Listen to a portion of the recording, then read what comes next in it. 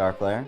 I play guitar for Tenacious D, Kyle Gass Band, and then a number of different little for-hire things that I've done over the years. But yeah, I try to keep as busy as I can. I've been with Tenacious D going on 10 years this year. So I started on Pick a Destiny, and then I've played on all the records since then, and you know, any live shows where they use the band. So that's been 10 years, but actually I knew Kyle before that. So I was in a band with Kyle called Trainwreck right before, about 2 years before we started working on Pick a Destiny. So that was in 2003. Yeah. That band lasted up to about 2008, and then we started Kyle Gass Band after that.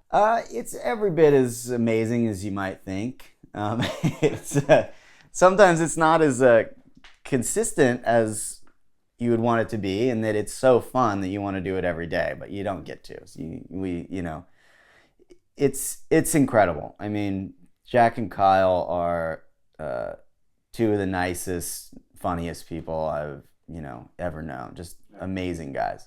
It's exactly what you would think it was, and it's that and more. Had some great teachers in Ohio. There's some really, I'm from Ohio, so there's a couple of really awesome, and there's really a number of amazing musicians, guitar players that live there. So I had some cool teachers who really helped out along the way and kept me inspired.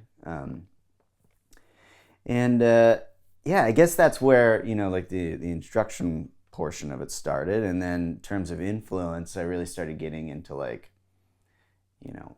I've always loved classic rock, but then I started getting to older like fusion stuff, or what they call fusion or whatever, like Mahavishnu Orchestra and those types of things. I love John McLaughlin. So that going into, 16, 17, 18 years old or whatever, and then moved to LA in my 20s and kind of learned how to do it as a career, I guess. Yeah. I had earlier, before I moved, I went to look at GIT, and my family, we just couldn't afford it. I mean, it was like, you gotta, first of all, living here in LA is insanely expensive compared to a Midwest farm town. So that was out of the question. But I had great teachers in Ohio. So it wasn't, I don't know. I mean, you meet a lot of people in school, so there's a great benefit there. I'm sure that's a great program. I don't know really anything about it, but I didn't go there. I just moved and did it. But I met Kyle previous to moving to Los Angeles. Okay. So the bass player and I, John Spiker, plays bass and also engineers and stuff for the D. He and I are both from Ohio. We're buddies. We had a band together in Ohio. Our drummer's girlfriend was really good at meeting people from bands, and I was not. So without her being that go-between, it's never would have happened. Really, it never would have happened.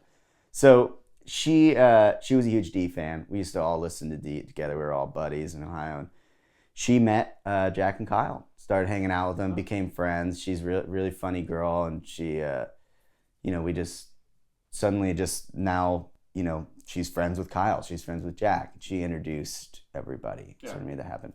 The thing that was really the catalyst, though, was Kyle was just starting Trainwreck. He was like, I want to go to Ohio and surrounding area and do a little tour, but I just want to hire local guys. I guess I don't think he was called it kind of Chuck Berry style. Was that what the thing that Chuck Berry did, was hire dudes and just here's a chart, whatever. So that was his idea, and it ended up working really well. He came in, Aaron was like, I got some great guys, use these dudes, they're my friends or whatever. And then next thing I know, I was playing this gig, learning some tunes and playing this gig with Kyle. And that's where it started. I was originally supposed to be his tech, because they didn't really need a guitar player. And then Kyle and I started hitting it off on chord melody guitar. We're super into nerdy jazz bow stuff. Yeah. And then he was just just play guitar for us. And I was like, all right, we're trying to keep it cool or whatever. I've always loved teaching and just sharing, the knowledge or whatever. But, I don't really like the idea of being in the small room with a stranger. You guys are all right. No, I'm just kidding, but But anyway, Skype, I feel like, and also for the student, because the student, at least I knew growing up when I was younger, there was always a little bit of awkwardness too, just being in that situation. I feel like Skype is great for the student's comfort level. So like they're at home, they're in their space, and you know, I've seen it just immediately.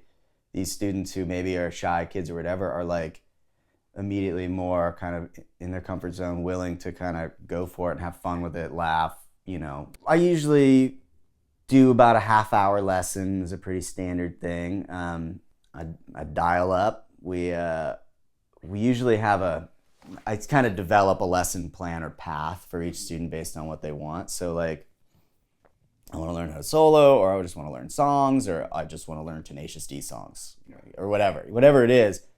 I don't discriminate for anything like that because it's just fun. I feel like all levels, whatever, it's just all fun. So that's where we start. Typically what happens is I have a lot of lesson materials and I use Guitar Pro, and as we go in the lesson, I kind of like tab stuff up. If we're learning stuff, tab as we go, and then send a PDF of all that crap at the end, and that's it.